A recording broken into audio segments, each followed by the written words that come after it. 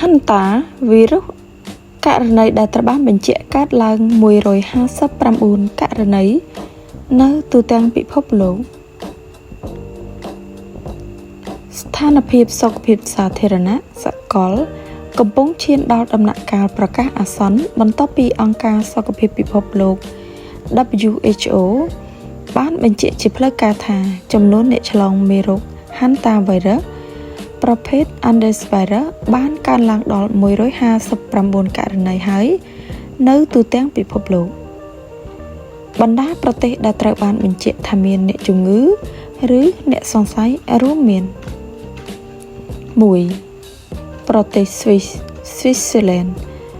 បញ្ជាក់1ករណីប្រុសម្នាក់នៅទីក្រុង Zurich 2ប្រទេសអាហ្វ្រិកខាងត្បូង South Africa អ្នកជំងឺកំពុងសង្គ្រោះបន្ទាន់ ICU និងមានករណីស្លាប់ម្នាក់បន្ទាប់ពីចុះពីយន្តហោះ3ប្រទេសហូឡង់ Netherlands អ្នកជំងឺ2នាក់ត្រូវបានដឹកតាមយន្តហោះពេទ្យទៅព្យាបាលនៅទីនោះ4ប្រទេសអាល្លឺម៉ង់ Germany អ្នកជំងឺ1នាក់ត្រូវបានបញ្ជូនទៅមន្ទីរពេទ្យសាកលវិទ្យាល័យ Düsseldorf 5ប្រទេសសិង្ហបុរី Singapore